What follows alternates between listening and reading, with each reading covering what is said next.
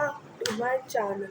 So today we will do challenges of nation building, chapter 1, lecture 6. Now let's get started. First we will do the recap and then we will start this slides or this chapter. No, not this chapter. We will start the Manipur. Yeah. Now, whatever we have studied, I will tell you in the form of a story. See, okay. Now, the Britishers जब पहले हमारे देश को क्या बुलाते थे? पहले हमारे देश को बुलाते थे हाँ, सोने की चिड़िया। पहले हमारे देश को सोने की चिड़िया बुलाते थे। अब जो सोने की चिड़िया हम लोग बुलाते थे वो कहीं उड़ गई जब ब्रिटिशर्स आए। ब्रिटिशर्स ने हमें लूटा, डिवाइड एंड रूल किया, सब किया और फिर ब्रिटिशर्स भी चले गए। और हमारे नेशन ने जब वो छोड़ के चले गए, जब हमें इंडिपेंडेंस मिली 15 अगस्त 1947 को, तो हमारा पार्टीशन हो चुका था। हम इंडिया और पाकिस्तान बच चुके थे। तभी हमारे लीडर्स ने ये चैलेंजेस फेस किए। तो ये चैप्टर पूरा उसके ऊपर बेस है कि चैलेंजेस ऑफ नेशन बिल्डिंग, क्या क्या चैलेंजेस फेस किए हमारे लीडर्स ने। सो ये पूरा चैप्टर उसके ऊपर बेस्ड है। तो हमने ये पढ़ा था कि in the hour of midnight, 14th to 15th August 1947, we got independence. Jawaharlal Nehru, the first Prime Minister of India, of Free India, addressed special session for the Constituent Assembly and that night and gave the famous speech.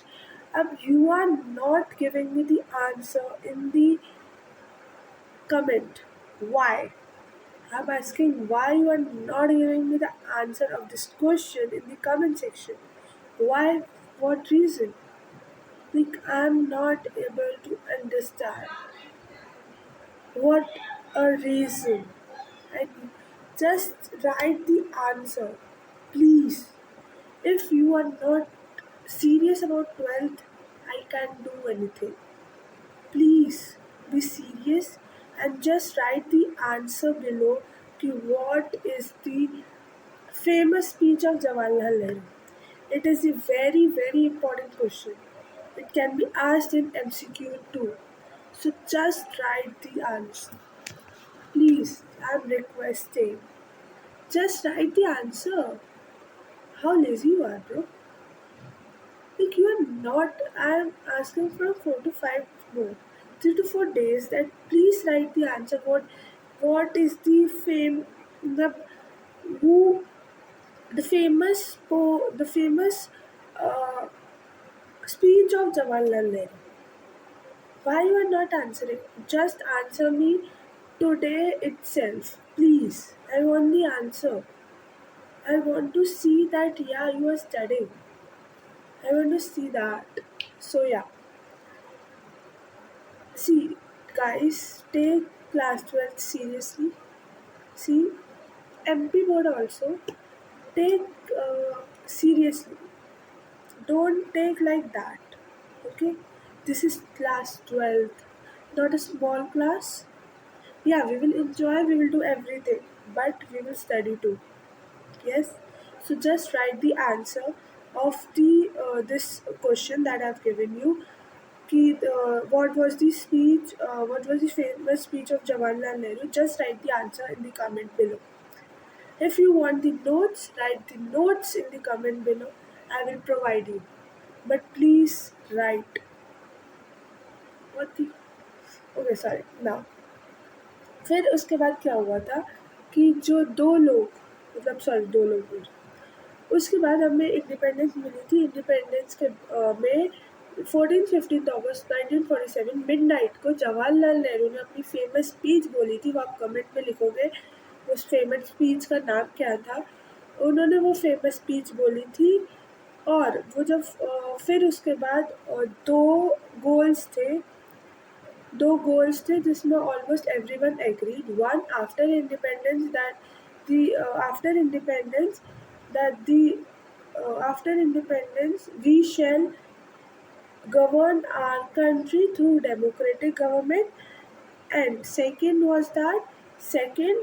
that the government will be run for the government will run for all, and especially for disadvantaged and poor groups. ठीक है, this was the two thing. And the like, yeah, then after that it was like, yeah, okay, then this year 1947 was very unprecedented violence and trauma of displacement. So like it was so not good. So मतलब partition के बाद हमें, मतलब जब partition हुआ हमारी country का, तब हमें इंडिपेंडेंस मिली. तो ये थोड़ा वो लगा कि भाई उन्होंने हम आगे पढ़ेंगे डिवीजन ऑफ हार्ट जो हमने पढ़ा था. फिर उसके बाद हुआ कि, हाँ, फिर हमारे लीडर्स ने चैलेंजेस फेस किए. तो 3 चैलेंजेस फेस किया हमारे लीडर ने. तीनों चैलेंज, पहला चैलेंज ये जो चैप्टर है चैप्टर 1 उसके ऊपर है. दूसरा चैलेंज जो अपना सेकंड चैप्टर है उसके ऊपर बेस्ड है. और तीसरा चैलेंज जो अपना थर्ड चैप्टर है इस बुक का उसके ऊपर बेस्ड है. ठीक है. फिर फर्स्ट चैलेंज क्या था? The first and the immediate challenge was to unite the nation, was to shape, was to shape the nation that was united yet accommodative with the diversity of the society. Second, to establish democracy. The second challenge is to establish democracy, and the third challenge was to ensure development and well-being of the society, entire society, not only for some sections. ठीक है. तो the first challenge जो है, the first and the immediate challenge was to shape the nation that was united yet accommodative of the diversity in our society. ये जो chapter है इस chapter पे बेस है ये फर्स्ट चैलेंज. तो फिर हमने उसके बाद क्या पढ़ा? उसके बाद हमने ये पढ़ा कि ये सब हो गया. फिर चैलेंजेस फेस किया हमारे लीडर्स ने. तो ये 3 चैलेंजेस फेस किए हमारे लीडर्स ने. तो अब जो हमारा पहला चैलेंज है वो इस चैप्टर के ऊपर बेस्ड है. तो देन हमने देखा कि कॉन्सिक्वेंसेस ऑफ द वॉर क्या हुए. तो कॉन्सिक्वेंसेस ऑफ द वॉर क्या हुई? फिर उसके बाद पार्टीशन, डिस्प्लेसमेंट एंड रिहेबिलिटेशन हुआ. उसमें ही देखो मैं आपको पूरी स्टोरी बताती हूँ. फिर उसमें क्या हुआ? 3 चैलेंजेस फेस किए हमारे लीडर्स ने. अब 3 चैलेंज फेस किए, पर इसके बाद एक और उनके पास आया कि भाई जो मुस्लिम लीग थी उन्होंने टू नेशन थ्योरी निकाल दी. उन्होंने बोला कि 2 नेशन थ्योरी मतलब हमें एक अलग स्टेट चाहिए, मतलब अलग कंट्री चाहिए मुस्लिम के लिए. ये निकाली थी मुस्लिम लीग ने. ठीक है. और जो अभी जो पहला पीएम है पाकिस्तान का वो है मोहम्मद अली जिन्ना. तो मोहम्मद अली जिन्ना, ठीक है, तो उसने, और ये कांग्रेस जो थी वो बिल्कुल अपोज में थी इस 2 नेशन थ्योरी के लिए. क्योंकि अगर ये 2 नेशन थ्योरी हो जाएगी तो हमारा देश पूरा बट जाएगा, पार्टीशन हो जाएगा हमारे देश का. तो इसलिए ये जो अपनी कांग्रेस थी वो बिल्कुल अपोज में थी. जब हमने 2 नेशन थ्योरी में कांग्रेस अपोज कर रही थी तो कांग्रेस अपोज कर रही थी. तो अब हम देखते हैं प्रोसेस ऑफ पार्टीशन क्या क्या हुआ. तो जो प्रोसेस ऑफ पार्टीशन था उसमें क्या हुआ, जो इंडिया सिर्फ एक कंट्री को फ्रीडम नहीं मिली थी क्योंकि 2 नेशन थ्योरी की वजह से, 2 मुस्लिम लीग की वजह से, जो उन्होंने बोला था कि भाई हमें दूसरा देश चाहिए मुस्लिम्स के लिए. पर हाँ, अभी भी मुस्लिम्स कम नहीं हुए हैं हमारे देश. हमारे कंट्री में भी, इंडिया में बहुत मुस्लिम्स है, पाकिस्तान में बहुत कम है ना. आप लोग भी देख रहे हो कि बहुत मुस्लिम्स हमारे इंडिया में है और पाकिस्तान में कम है. तो वो क्या कर रहे हैं भाई? अगर तुम इंडिया को टू नेशन थ्योरी नहीं लाकर अगर मुस्लिम और हिंदूज अच्छे से रहते यूनाइटेड होकर, तो भाई क्या क्या था? अभी भी तो मुस्लिम यही रह रहे हैं ना, वहाँ तो गए नहीं। तो क्यों फालतू में तुमने एक और देश पाकिस्तान बनवाया? क्यों फालतू में क्यों बनवाया? ठीक है, अब ठीक है, अभी भी मुस्लिम से आए हैं पर हम उनको कच कर नहीं रहे। तो वाई, क्यों आपने वो देश टू नेशन थ्योरी बनाकर हमारे देश का बंटवारा किया? क्यों? ये क्वेश्चन है, पता नहीं क्यों, इसलिए। चलो छोड़ो। फिर उसके बाद ये हुआ कि इन दोनों देशों का बंटवारा हुआ। अब जो सिर्फ रिलीजन के लिए उन्होंने किया बंटवारा, हिंदू मुस्लिम्स, भाई हिंदू मुस्लिम भाई भाई भी हो सकते हैं, ये नहीं कि हिंदू मुस्लिम एनिमी है। वाई, पता नहीं, छोड़ो। फिर उसके बाद हमने देखा कि ये हुआ, फिर डिवीज़न हो गया। डिवीज़न होने के लिए मतलब हर मुस्लिम ये नहीं चाहता था कि पाकिस्तान बने। कुछ मुस्लिम ये चाहते थे कि इंडिया में पार्टीशन ना हो, जैसे खान अब्दुल गफर खान जो थे उन नॉर्दर्न वेस्टर्न फ्रंटियर प्रोविंस के NWFP के लीडर थे and known as frontier Gandhi. तो उन पर भी उनकी आवाज़ दबा दी गई, और उनकी आवाज़ दबा दी गई। हाँ, फिर हमने उसके बाद पढ़ा कि जो नहीं चाहते थे पाकिस्तान, उनकी आवाज़ अल्टीमेटली दबा दी गई। और फिर हमने ये बनाया कि भाई एक सिंपल आइडिया चूज़ किया कि ब्रिटिश इंडिया को डिवाइड करना है, तो पाकिस्तान अलग, इंडिया अलग। तो भाई उन्होंने क्या किया, जहाँ पे मुस्लिम्स मेजॉरिटी में होंगे वहाँ पाकिस्तान बना लेंगे। मुस्लिम्स मेजॉरिटी में दो जगह कॉन्सेंट्रेशन थे, जिसको अभी हम बांग्लादेश बोलते हैं, वो ईस्ट पाकिस्तान था, और अभी वो वेस्ट जो पाकिस्तान है वो वेस्ट पाकिस्तान है। तो दोनों जगह माइनॉरिटी में मुस्लिम्स थे, तो इसलिए उन्होंने क्या किया, एक को ईस्ट पाकिस्तान बना दिया और एक को वेस्ट पाकिस्तान बना दिया, और बीच में हमारा देश इंडिया आता है। ठीक है, बीच में हमारा देश इंडिया आता है और इधर पाकिस्तान, दोनों पाकिस्तान। ठीक है। थर्डली, जो अपना वेस्ट पाकिस्तान था, हाँ वेस्ट ही होगा ना, हाँ, तो वेस्ट जो हमारा ईस्ट पाकिस्तान था, यहाँ पे तो पंजाब है, तो यहाँ पे जो पंजाब है तो वो आधा चला गया पाकिस्तान के पास, और यहाँ पे वेस्ट पाकिस्तान में बंगाल का थोड़ा सा एरिया वेस्ट पाकिस्तान में चला गया। तो ज़्यादातर अगर आप देखोगे तो वहाँ पे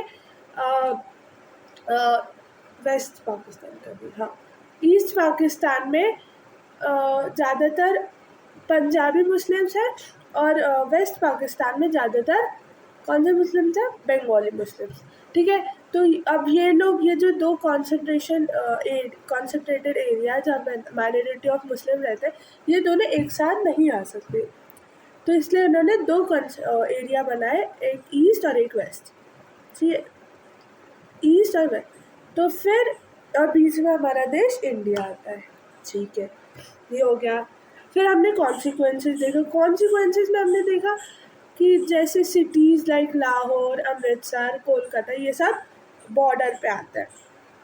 तो कॉन्सिक्वेंसेस में हमने देखा कि वो यहाँ से वहाँ से यहाँ जा रहे थे, तो मतलब बहुत, हाँ, तो ये कम्युनल जोन था।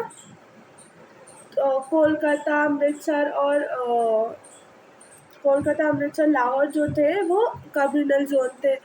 तो अब जहाँ पे मुस्लिम्स रहते थे वहाँ पे हिंदू नहीं जाते थे, और जहाँ पे हिंदूज और सिख्स रहते थे वहाँ पे मुस्लिम नहीं जाते थे। अब जहाँ से मतलब इंडिया से पाकिस्तान आ रहे हैं, पाकिस्तान से इंडिया जा रहे हैं, तो जो पाकिस्तान से इंडिया आ रहे थे उनमें वहाँ पे हमने एक रेफ्यूजी कैंप, हमने नहीं मतलब वहाँ के लोगों ने रेफ्यूजी कैंप्स लगाए थे कि वहाँ पे अभी टेम्पररी रहे, फिर देखेंगे क्या करना है। और क्योंकि वो अपना प्रॉपर्टी, घर और सब वो छोड़ के आ रहे थे, तो इसलिए रेफ्यूजी कैंप्स बनाए उनके लिए, रेफ्यूजी कैंप्स में उन्हें रखा। और जो लोकल एडमिनिस्ट्रेशन थे जैसे पुलिस और ये सब, वो भी हेल्पलेस थे क्योंकि उनको भी नहीं पता था कि उनको वहाँ जाना है, ये यहाँ आना है, ठीक है, तो वो भी हेल्पलेस थे। अब ड्यूरिंग शिफ्टिंग, मतलब अगर आप इंडिया से पाकिस्तान जा रहे हो, पाकिस्तान से इंडिया जा रहे हो, इंडिया पाकिस्तान से इंडिया आ रहे हो, तो ऐसा था कि शिफ्टिंग के दौरान जो वुमेन थी, गर्ल्स थी खासकर, उनका या तो वो उनका रेप होता था, या तो वो, हाँ, या नहीं, उनका रेप हो जाता था, और या उनको जो एबडक्टर, मतलब जो उनको किडनैप करता है, उसके उनके उसका रिलीजन उनको अडॉप्ट करना पड़ता था फोर्सफुली, और या तो उनको मार दिया जाता था, ऐसा होता था।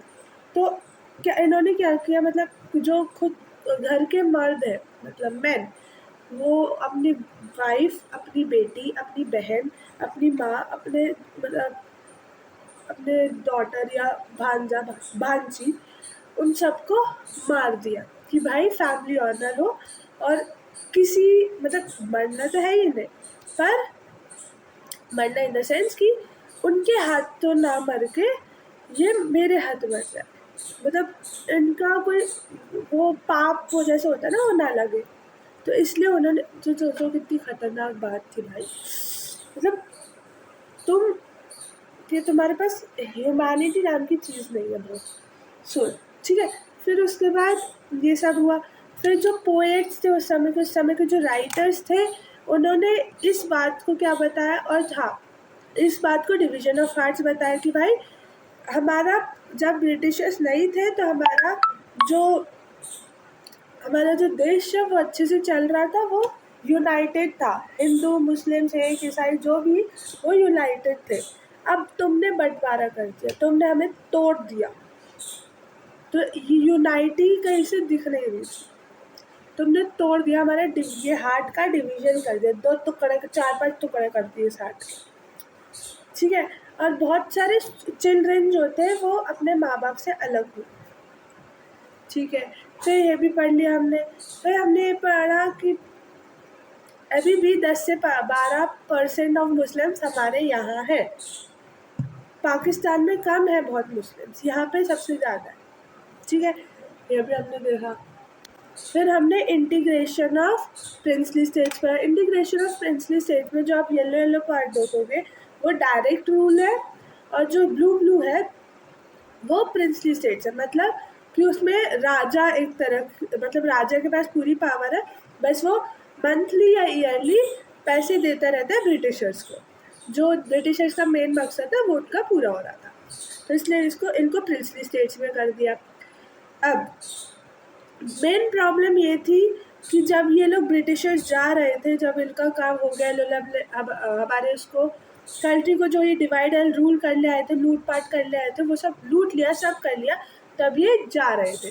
तो जो प्रिंसली स्टेट का भी जो इन्होंने पैसे लेने का रखा था, वो भी लैप्स हो रहा था कि भाई जो थोड़ी सी पावर ब्रिटिशर्स के पास थी वो ख़त्म हो गई थी, क्योंकि वो तो छोड़ के चले जा रहे थे। तो प्रिंसली स्टेट्स को इन्होंने 3 वो दिए, क्या आप दिए, 3 बोला कि भाई अगर तुम जो चाहो वो करेंगे, या तो तुम इंडिया में जुड़ जाओ, या तो तुम पाकिस्तान में जुड़ जाओ, या तो तुम खुद इंडिपेंडेंट हो जाओ, 3 चीज़ें करो। और ये बात किस पे छोड़ी थी, पीपल पे नहीं छोड़ी थी, ये बात छोड़ी थी रूलर पे। रूलर पे देखो कितनी चालाक, रूलर पे छोड़ी, क्योंकि रूलर नहीं चाहता था कि पावर किसी को दे, तो उसका तो माइंडसेट उनको पहले ही पता था। तो अब अगर उन्होंने रूलर पे बात छोड़ दी, तो ऑब्वियसली रूलर जो है वो इसका एडवांटेज उठा के इंडिपेंडेंस लेगा कि भाई मुझे इंडिपेंडेंस चाहिए, और खुद के लिए हम लीगली इंडिपेंडेंट हो रहे हैं, हम किसी में नहीं जुड़ रहा। मेरे उनके रूलर के पास ज़्यादा पावर रहेगी और वही चलाएगा, नॉन डेमोक्रेटिक वे से वही चलाएगा, ठीक है। तो इसलिए देखो कितने स्मार्ट है कि भाई हमारा देश स्मॉल स्मॉल हिस्सों में बट रहा था, स्मॉल स्मॉल स्टेट्स में बट रहा था। जो अभी इंडिया का मैप एंड देख रहे हो ना जुड़ा हुआ, वो बिखरा हुआ होता अगर ये सब नहीं, अगर सरदार वल्लभ भाई पटेल सबको नहीं मिलाते इंडिया में, ठीक है। तो ये हुआ।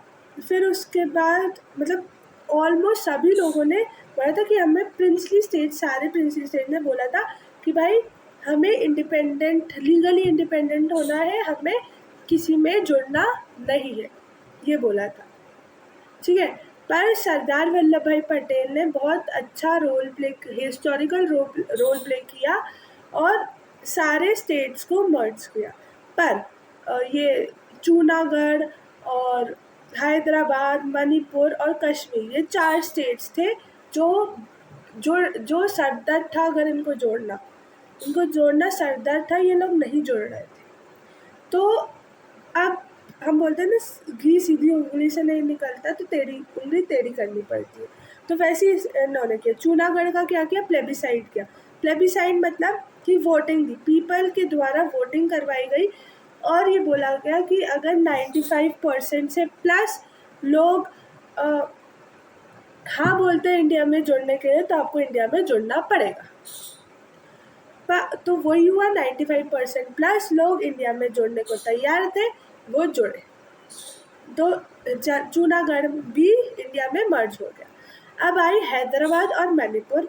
हैदराबाद हमने यस्टरडे पढ़ लिया था, तो मैं थोड़ा रिवाइज करूँगी। मणिपुर हम आज पढ़ेंगे, चैप्टर नेक्स्ट वीक तक शायद ख़त्म हो जाएगा, शायद नहीं ख़त्म ही हो जाएगा, ठीक है। फिर उसके बाद हाँ ये पढ़ा हमने।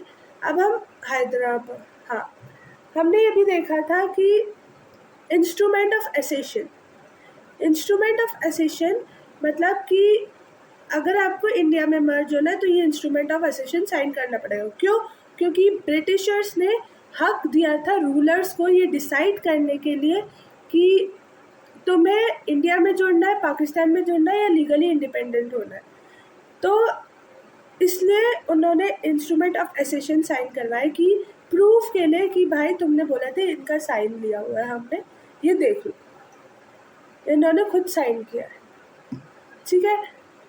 तो इसलिए इंस्ट्रूमेंट ऑफ एसेशन साइन करवाया गया उनसे। अब हैदराबाद में हाँ जूनागढ़ के राजा ने भी साइन कर दिया इंस्ट्रूमेंट ऑफ एसेशन। हैदराबाद के जो थे, हैदराबाद के जो उसको हम टाइटल देते हैं निज़ाम, निज़ाम उसको हम बोलते हैं, जो राजा होता है वो निज़ाम। तो निज़ाम जब हम निज़ाम वल्लभ भाई पटेल निज़ाम के पास गए और उन्होंने पूछा कि भाई तुम इंडिया में जुड़ना चाहते हो, तो उसने एक स्टैंड स्टिल एग्रीमेंट साइन किया। स्टैंड स्टिल एग्रीमेंट मतलब कि भाई उसने ये बोला कि मैं सोच के बताता हूँ, वो अभी सोच रहा है। तो उसने स्टैंड स्टिल एग्रीमेंट साइन किया कि मतलब कि ट्रेड वो सब होता रहेगा, पर मैं सोच के बताऊँगा कि हमें जुड़ना है कि नहीं। देखो वो भी बहुत चालाक है। उसको जुड़ना था पाकिस्तान में, ठीक है, पाकिस्तान में उसको जुड़ना था। अब जो उसकी हैदराबाद की टेरिटरीज है वो सारी इंडिया से सराउंडेड है, इंडिया की टेरिटरी से सराउंडेड है। तो ट्रेड अगर पानी कुछ खाना वाना तो पानी से आएगा, मतलब पानी से शिप्स के थ्रू वो आएगा। तो अब वो आएगा जो पानी से शिप के थ्रू आएगा, तो वो रोक देगी इंडिया के, जुड़ नहीं रहे हो तुम, तो इसलिए रोक देगी। तो इसलिए इसने क्या किया, स्टैंड स्टिल एग्रीमेंट साइन किया कि मैं सोच के बताता हूँ और ट्रेडिंग वेडिंग सब चलती रहेगी, जो शिप के थ्रू खाना जो भी ट्रेड आता है वो सब चलता रहेगा। अब इसने निज़ाम ने कोई डिसीजन नहीं दिया, और जैसे ही लोगों को पता चला कि भाई हम ये चाहता है कि हम पाकिस्तान में जुड़ना चाहते हैं और इसने सिर्फ स्टैंड स्टिल एग्रीमेंट साइन किया, तो क्या हुआ, लोग प्रोटेस्ट करना शुरू किए कि हमें इंडिया में जुड़ना, इंडिया में जुड़ना, इंडिया में जुड़ना। जैसे ही बात निज़ाम को पता चली, निज़ाम ने अपनी आर्मी भेजी, जिसको बोलते हैं रज़ाकार्स भेजी। तो वो रज़ाकार्स वो नॉन मुस्लिम्स को मार रहे थे, वुमेन को रेप कर रहे थे, लूट कर रहे थे, मेम्ड कर रहे थे, सब कर रहे थे, ठीक है। फिर उसके बाद ब्रिटिश जब ये बात अब हमारी गवर्नमेंट को पता चली, तो गवर्नमेंट ने सीधा अपनी फोर्स भेजी, अपनी आर्मी भेजी और ये रज़ाकार्स में टूट पड़े। इनकी लड़ाई हुई थोड़े दिनों तक, थोड़ा फिर निज़ाम ने खुद सरेंडर कर दिया और निज़ाम ने फिर इंस्ट्रूमेंट ऑफ एसेशन साइन करके हैदराबाद भी हमारे उसमें जुड़ गया। ठीक है, ये हो गया। अब हम पढ़ेंगे मणिपुर। मणिपुर में आज हम मणिपुर स्टार्ट करेंगे, फिर अगले वीक में हमारा चैप्टर खत्म हो जाएगा। तो आज हम मणिपुर स्टार्ट करते हैं।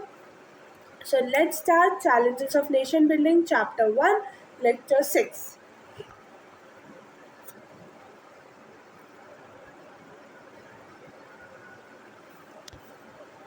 ठीक है, तो अब आता है Manipur. A few days before independence, Maharaja of Manipur, ये है महाराजा ऑफ मणिपुर, बोध Chandra Singh signed the instrument of accession. Few days independence के few days के बाद महाराजा के जो मणिपुर के महाराजा थे बोध चंद्रा सिंह, उन्होंने साइन किया instrument of accession with the Indian government on the assurance that the internal autonomy of Manipur would be maintain. अब ये लोग भी मतलब पावर तो इसके पास राजा के पास, इसके पास रहेगी, राजा के पास, इसके पास पावर तो इसको ही चाहिए, ये नहीं चाहता कि मेरी पावर कहीं जाए। तो इसने किस शर्त पे इंस्ट्रूमेंट ऑफ एसेशन साइन किया? इंस्ट्रूमेंट ऑफ एसेशन इसने इस शर्त पे साइन किया कि जो इंटरनल ऑटोनॉमी है वो सब मैं डिसाइड करूँगा और जो फॉरेन अफेयर्स है वो सब सेंट्रल गवर्नमेंट वो देखेगी। इंटरनल ऑटोनॉमी जो भी बदलवाना, जो भी पॉलिसी बनवानी है वो मैं देखूँगा। ठीक है भाई, फिर इसमें इसने इंस्ट्रूमेंट ऑफ एसेशन साइन की। फिर देखते आगे क्या हुआ। Under the pressure of public opinion, the Maharaja held elections in Manipur in June 1948 and the state became a constitutional monarchy. तो state became the constitutional monarchy क्योंकि ज़्यादातर जहाँ पे राजा थे monarchy बोलते हैं स्टेट्स को, and the state became a constitutional monarchy. The Manipur was the Manipur पहला ऐसी जगह थी जहाँ पे यूनिवर्सल एडल्ट फ्रेंचाइज के थ्रू इलेक्शन कंडक्ट किए जा रहे थे। तो वो एक पहली जगह थी जहाँ पे यूनिवर्सल एडल्ट फ्रेंचाइज के थ्रू, फ्रेंचाइजी के थ्रू इलेक्शंस कंडक्ट करवाए जा रहे थे। तो ये आ सकता है कि what was the first part of India to hold an election based on universal adult franchise. तो मणिपुर MCQs में भी आ सकता है। और कब हेल्ड करवाए थे? Under the pressure of public June 1948, ये भी आ सकता है। This is also very important. In the legislative assembly of Manipur, there were sharp differences over the question of the merger of Manipur with India. अब जो पर ये जो राजा है बोध चंद्र सिंह, ये जो है इसने इंस्ट्रूमेंट ऑफ एसेशन साइन कर दिया पर इंटरनल ऑटोनॉमी इसके पास है। तो लोगों जैसे ही लोगों को पता चला, लोगों ने क्या किया? प्रोटेस्ट करने चालू कर दिए कि भाई नॉन डेमोक्रेटिक उस वे से तुम इंटरनल ऑटोनॉमी तो ले ही रही हो, पावर तो उसके पास ही है, महाराजा के पास, तुम तो फ़ायदा क्या इंडिया में मर्ज होने का? तो फिर इन्होंने पीपल ने प्रोटेस्ट चालू कर दिया। तो in the legislative assembly of Manipur there was sharp difference over the question of the merger of Manipur with India while the ठीक है, तो in legislative assembly of Manipur there was sharp differences over the question of the merge of Manipur with India while the state Congress wanted the merger, other political parties were opposed to this. मतलब वो चाहते थे कि merger हो state Congress, पर जो political parties थी वो अपोज में थी। The government of India succeeded in persuading the maharaja into signing a merger agreement in September 1948। ये इंपॉर्टेंट है, ये आ सकता है कि भाई कौन सा एग्रीमेंट इसने साइन करवाया था और कैसे मर्ज हुआ। तो देखो हुआ कैसे। अब क्या किया उन्होंने कि भाई इंटरनल ऑटोनॉमी तुम रखो, बस तुम इस इंस्ट्रूमेंट ऑफ एसेशन पे साइन कर दो। अब इंस्ट्रूमेंट ऑफ एसेशन पे जब साइन हो जाएगा तो भाई वो इंडिया का पार्ट हो जाएगा। पर ये था कि पार्ट तो हो गया, पर जो पूरी पावर है वो किसके पास थी? महाराजा के पास, मतलब बहुत चंद्र सिंह के पास वो पूरी पावर थी। तो लोग बोल रहे थे कि भाई पूरी पावर तो इसके इसके पास है, तो भाई हम मर्ज होने का मतलब क्या हुआ? तो सब लोग इसके उस पर प्रोटेस्ट पे आ गए कि नहीं भाई, मर्ज करो, इसको हटाओ, इसकी पूरी ऑटोनॉमी भगाओ, मतलब तो सारी पावर आप लोग, क्योंकि ये नॉन डेमोक्रेटिक वे से सब कर रहा था, उनको डेमोक्रेटिक वे चाहिए था। तो इसलिए इन्होंने बोला, लोगों ने बोला कि नहीं, इसको हम नहीं करेंगे, हमें मर्जर चाहिए, हमें अच्छा प्रॉपर मर्जर चाहिए विद इंडिया। ठीक है भाई। तो इन्होंने क्या किया, इन्होंने कुछ तिकड़म विकड़म लगाई।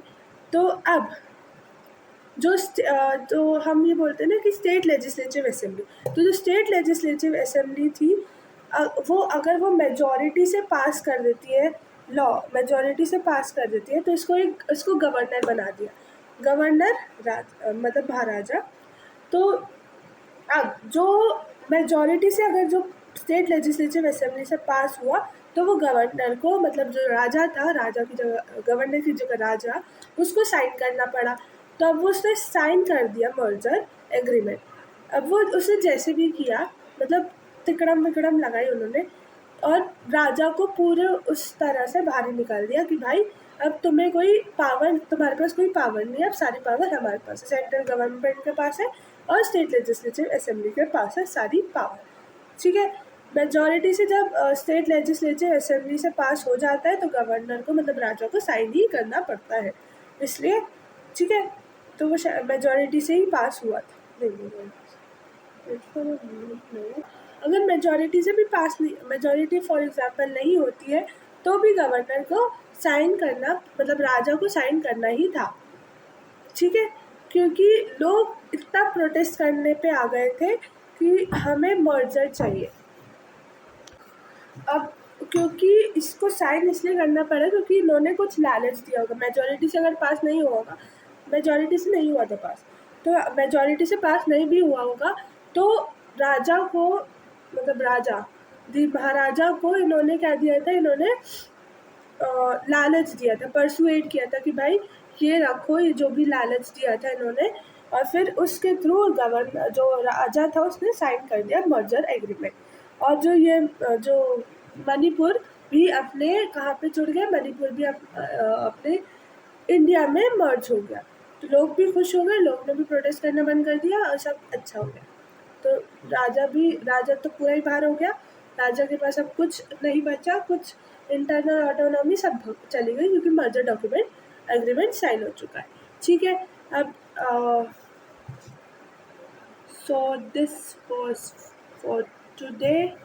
So thank you everyone for listening me carefully, and just like, subscribe my channel for more updates for MP board. Just do that, because like if I need to move forward, then you need me to uh, do, like you need me to just make this type of videos to make you learn, to make you good student, or a good something in future. So you have to study. So like if you want me to make like these videos, study videos, good videos for you, so just give me a support, just give me a like, share and subscribe please. And yeah, so for today it was this much. In from means in next week, coming week, the political science chapter will be over. We will start with chapter 2. Or yeah, so this was for today. Thank you. Bye. Love you. A big hug for you. Love you.